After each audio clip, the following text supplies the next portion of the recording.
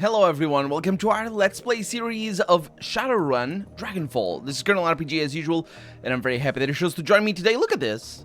Why is it that? What happened? Are things different somehow? I'm not sure what just happened. Because I loaded the game and, you know, it's all black. Any updates on Alexander here? Nothing new, nothing on the last run. This is expected. So I think we're good. We don't really have any anything to do with anybody here. So, yep. Let's look at our mission just to make sure. Yeah, we need to go to the Harrow's compound. We also, something that I actually looked at off camera. I don't think I mentioned it last episode. We don't have level ups for our teammates, so I think we're still halfway through the game and not later on. Iddy, a job well done as usual, and the plan has worked swimmingly, I might add. I am already patched into the knight-errant comm system. If and when they summon their high threat response team, I will know it. As soon as you are finished resupplying, I'd recommend heading directly to Yewul District. Yewul District? Or maybe pronounced another way? A commercial district shared by a variety of competing corporate interests. As technology controls the largest share of the district, including the major utilities that serve it, you will find the facility that you'll be raiding there. Considering the level of security that As Technology is running, I wouldn't count on medical evac being available on this run. In fact, I'd bet against it. That means that if anyone falls unconscious in there, they'll be buried when the building collapses. Obviously, you can't let that happen. I suggest stocking up on medical supplies before leaving the cruise bazaar. Noted. I'll buy out Esquibel's supply of medkits and Boomona contracts. One last thing, Edie. Frau Muller sent me a message while you were on the OTK run. She says that when you reach the sub-basement of the facility, you will find a security door. This door's maglocks can be opened via a voice print recognition system. Apparently, Frau Muller surreptitiously recorded your meeting. She claims that she has added your voice print to the As Technology database. What does that mean for me? If our client is to be believed, you will have the necessary access to open the door.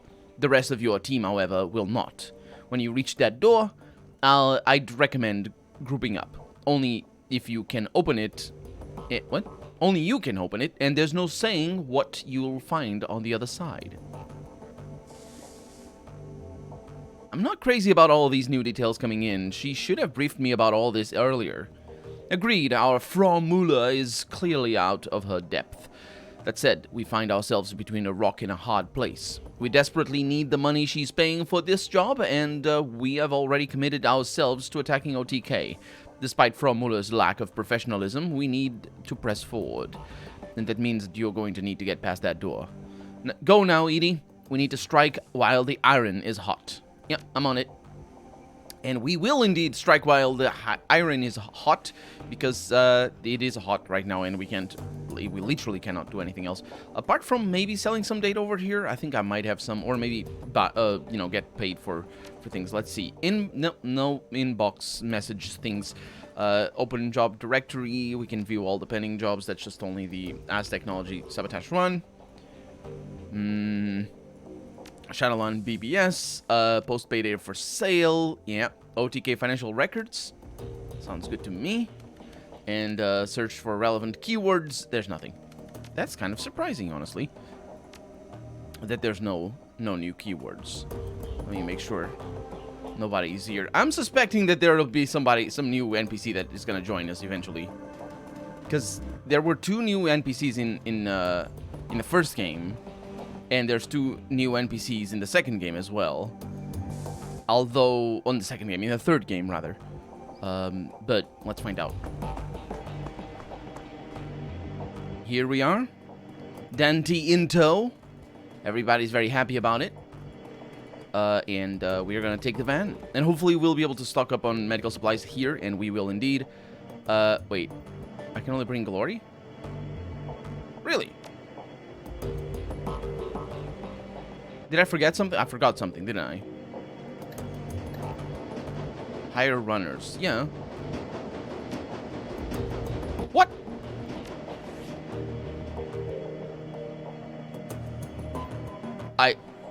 Okay. I mean, yeah.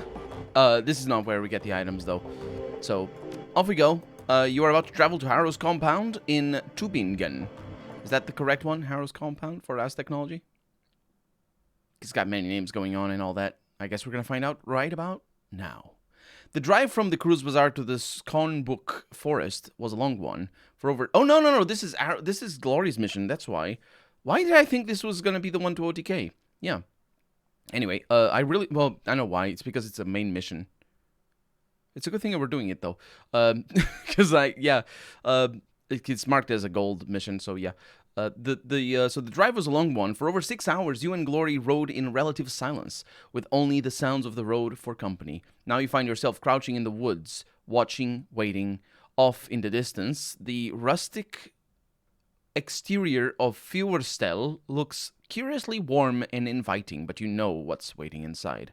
The anticipation churns at your guts like a living thing. Eventually, a van pulls out of the compound's driveway and rolls out along the service road before disappearing from view. Glory gives you a nod and begins to scramble forward. Harrow has left the building. It's time for you to make your way inside. We're gonna be totally fine. I'm absolutely okay because we have a machete. So, also, I might want to start considering... let's see. So this is damage for... It's pretty good. These hand razors are pretty awesome. Is this... This is customized. What does customized mean? Glory has modified her burst fire Savalette to increase its stopping power. That's what it means. I thought it... Because it means you can lend her items. And I think I might be about to do that. Because we have the shotgun. It's not the same skill, though, is it? Because she doesn't have a data jack. Doesn't she? She should. Either way, I wanted to give her a pistol, and I can't. So that's just how it goes. You have karma to spend. I do, but I can't spend it, because it's only 6. And you know how this system works. The next stop is going to be 8. We're going to probably get it in this mission. The weathered edifice of Feuerstel looms above you, dark and sinister in the chill night air. Despite the horrifying stories that Glory told you about this place, something about it feels strangely comforting. In the back of your mind, insidious voices whisper that you could stay here forever. Do you feel it? The lure of this place? Glory gestures with a limb of chrome and steel. When I was a kid, when I was whole, the pull was irresistible. Yep, I can feel it. It's almost pleasant. It's meant to be. That's how it gets to you. It worms its way inside of you, changes you, and you don't even realize what's happening until it's too late.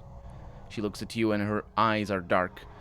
When she speaks again, her voice is quiet but steady. You're going to see some terrible things here, Edie. Feuerstel exists to prey on the young, and we're going to have to come face to face with that. Are you sure that you're prepared for this? When you say the young, how young do you mean? I need to know what we're walking into. Teenagers, mostly, 16 through 18, though there is the rare exception. That's young enough to make me feel uneasy. She nods. Me too. But we're going to put an end to it, one way or another. So I'll ask you again, are you ready for this? I need an honest answer. Don't worry about me. I'm solid. She studies your face for a moment longer and then looks away. Good. You want to compare notes, I say. Make sure that we're both on the same page? She nods. We take Harrow out of commission. You were right when you said that we couldn't afford to let him live. Even if we completely destroy this place, it'd all be for nothing if he got away. He'd just start another cult somewhere else. This is your run, Glory. I'm just here to help you see it through. So what do we do first? We make our way inside and take out the shrine that Harrow uses as his power focus. We can't touch him while that thing is standing, but after we bring it down, he'll be vulnerable. Tell me more about this shrine. It's a lump of rock, about as tall as I am, inscribed with runes and encrusted with bone.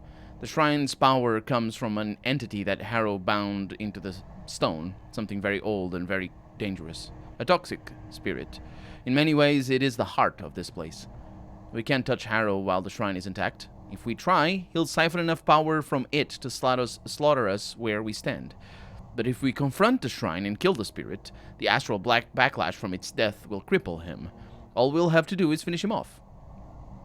Kill the spirit, cripple Harrow, then take him down. Got it. Let's move. She nods. The razors flick out of her fingertips. I'm with you. Let's do it. Although she uses a pistol more.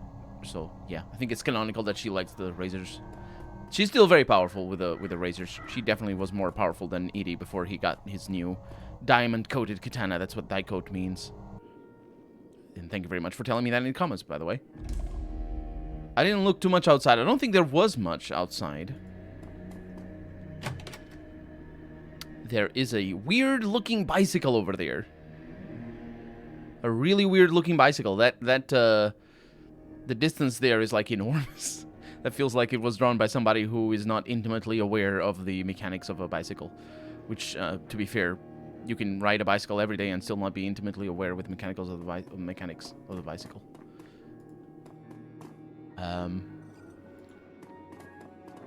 This has a very interesting soundtrack. I noticed it outside already. So there's a locked door over there, even though it says door locked. I believe that's what it's meant to say. That is our objective as well, so let's not go there right now.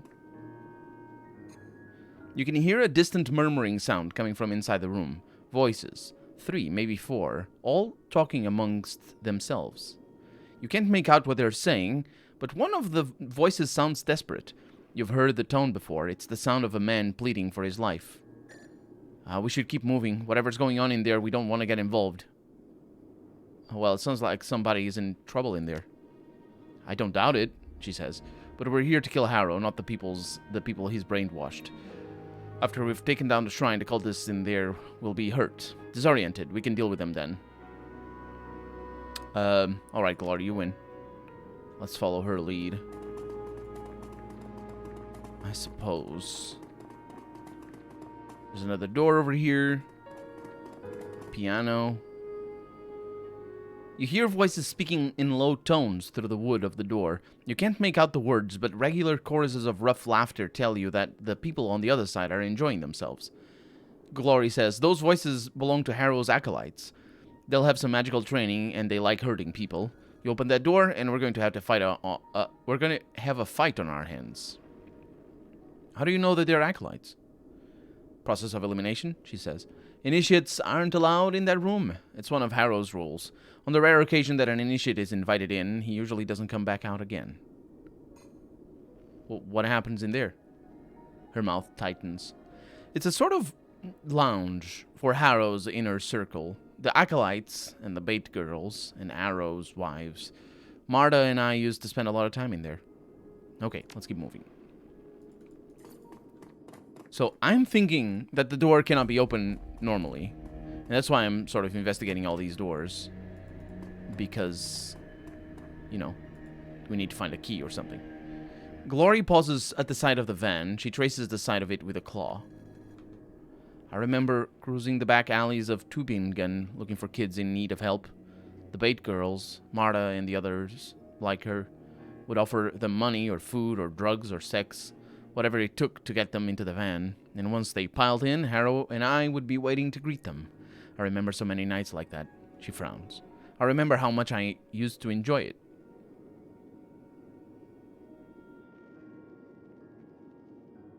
You're not the same person that you were back then. Leave the past in the past. After tonight, she says, I will.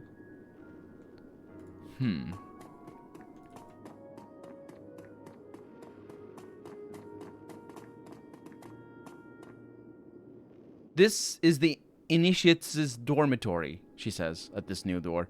The new arrivals are brought here. There's still hope for these kids, Eddie. Harrow hasn't had a chance to ruin them yet. Well, good to know. We'll try to get them out of... Glory raises a hand, suddenly alert. Wait, listen. Movement in the other room. You strain your ears to listen. Soft voices from inside of the room come drifting out of a nearby vent. You hear a woman's voice. The sound is crisp and smooth and sweet, and it instantly puts you at ease. Calm down, dear. It's probably nothing. No need to worry yourself. We're so far off the beaten track. We don't get a lot of visitors. Out of the corner of your eye, you can see Glory's back stiffen. She flinches as though she's been stung. Another voice, high-pitched and pleading, an adolescent boy. But what if it is someone? What if the bad people have found us? What if they followed me here and they've come to... The female voice cuts in, soft and comforting. Well then, we'll send them away. You're perfectly safe here. You have to believe that. Don't worry, dear heart. Harrow won't let anyone hurt you. Not here, in this place. Not ever again. You hear another boy's voice. This one is deeper. Are you certain, Maherta? Positive. Be calm, all of you. As long as you're here with us, nothing bad will ever happen to you. Is that your Marta, Glory? She gives you a curt nod. Not mine, Harrow's.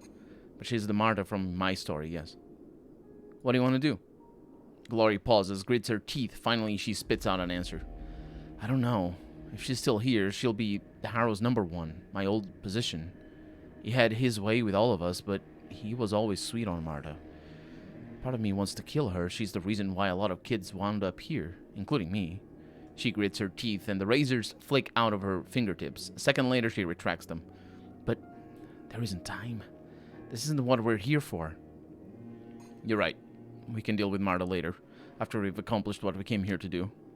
After a brief pause, she nods. Marta's voice floats back out through the vent. Hush now, boys, and get some rest. You've got a big day tomorrow, the biggest day of your lives. You get to meet Harrow.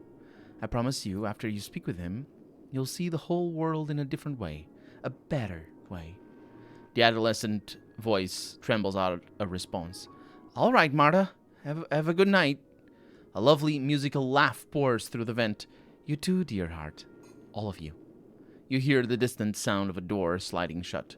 Glory takes a deep breath and then releases it. Let's go, Edie. We need to deal with that shrine. Yeah. We also need to find the freaking shrine. This place is a... I like that I'm going here, but look at how much stuff there is before we get to the objective. I hope I'm not screwing anything up. I did just save. Oh, okay. I did just save because it is possible that I am screwing something up by coming this way. Advanced med kit, soundtrack swelling. We have a bathtub somewhere, or somehow some sort of bathtub is what I meant to say, and a washing basin. What do we have over here? A refrigerator. Oh, what a lovely place over here. This type of room has a name, and I don't know the name. It's not like a lounge. It's like a... It has a name. I don't know the name. Either way, as you open the refrigerator door, a whiff of ammonia sticks in your nostrils. Watery light glints off of the door's polished interior. The fridge is stacked full of large plastic bins, all tightly sealed and neatly labeled. It's hard to tell through the opaque plastic, but they appear to be full of meat. And that's the smell of ammonia? Let's inspect the containers here. You pop the lid off of a container to take a closer look. The first thing that hits you is the smell. The meat is in here is beyond rancid. White mold frosts the sides of the bin, and it's all that you can do to keep from gagging. As you rush to put the lid back on, you recognize a familiar shape in the rotten meat. A mangled human hand. Is that what I think it is? Gloria's voice is flat. Ritual supplies. The adversary prefers them aged. Harrow teaches all of the initiates how to do it. How to harvest the meat, how to store it, how to label it. Nobody likes doing it at first, but you learn. By the end, it doesn't even bother you anymore. This is beyond fucked. We need to shut this place down. With Harrow dead, she says, all of this will stop. She turns away from you. Let's keep moving. Uh-huh. So... that ties into this room, I think. To this room over here, the acolytes. I think that's how it's tied into the narrative here. And of course into the... Okay, for a moment there I thought I had a person in here. We do not have a person. We do have a large book. What do we have? An ostentatiously large tome sits cradled on this pedestal. The paper is robust and fibrous, and the binding has been expertly stitched. A steel plate running along the book's spine anchors it to the pedestal. Glory stares down at it, frowning. Harrow's Manifesto, the handcrafted line of bullshit that he feeds to his initiates. We all ate it up with a smile and came away convinced that he was a genius. Hiccups, I'm sorry. She leaves through the pages with an articulated finger. Looks like he's expanded it over the last few years. It's at least twice as thick as it was when I lived here. Maybe there's something in there that we can use? I wouldn't want to hang around long enough to find out. This is Harrow's personal library. He used to experiment in here. There were dangerous things in here, Edie. Sick things. I was never allowed in this room without Harrow. Nobody was. He said that it was for our safety, and I think that he was telling the truth. I feel uneasy being in here. I don't want to stay any longer than we have to.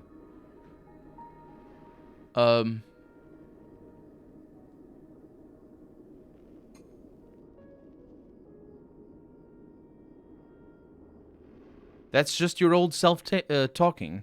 Your past coming back to haunt you. After a long pause, she nods. Maybe you're right. It could just be nerves, but that doesn't make the feeling any less real. Go ahead and leaf through the book if you want to, but try to be quick, okay? I don't want to stay in here any longer than we have to. Yeah, don't worry. I'm going to leaf through the beginning of the manifesto. You flip through the early pages of the manifesto and find what looks like a good place to jump in and start to read. It reads, when I first set out on the path of free living, I realized that I would have to rethink all of my earlier assumptions about life. I'd have to question my own values and beliefs, and I'd need the strength to trust in the answers that came to me. The prospect was daunting, but it was also necessary. The road to true freedom is paved with unanswered questions.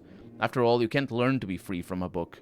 The answers won't come from a Bible, an instruction manual, or a code of conduct. If you don't learn that, you'll never break your chains. The path to true freedom is one that each of us must walk on his or her own. What makes life worth living?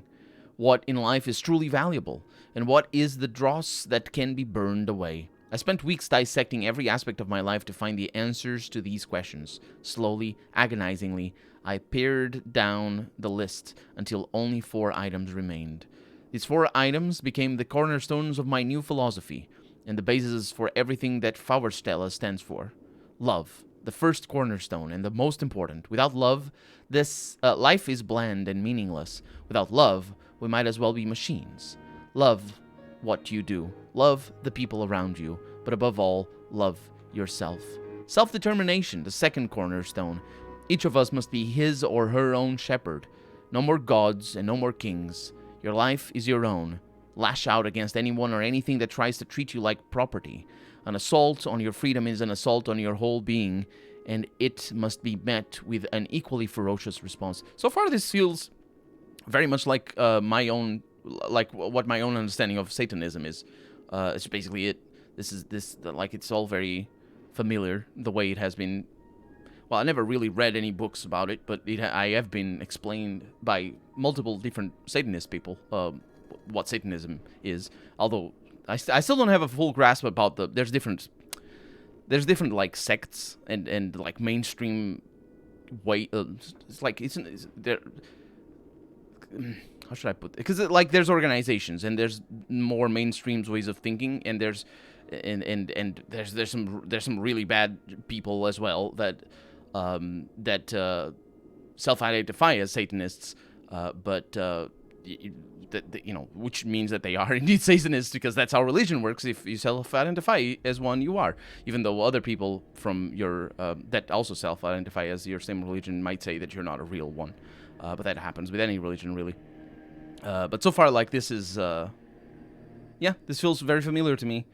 Which I think is the game trying to push the aspect that Glory is sort of overcompensating against, or I say overcompensating, but really, like, she just sounds like what a Christian person who doesn't know what Satanism is, what a Christian person is taught about Satanism, and also just the normal, natural reactions to hearing, oh, they worship Satan. Well, I guess then it's it's everything that must be evil and all that, because of course, the interaction between the two religions is it's very peculiar.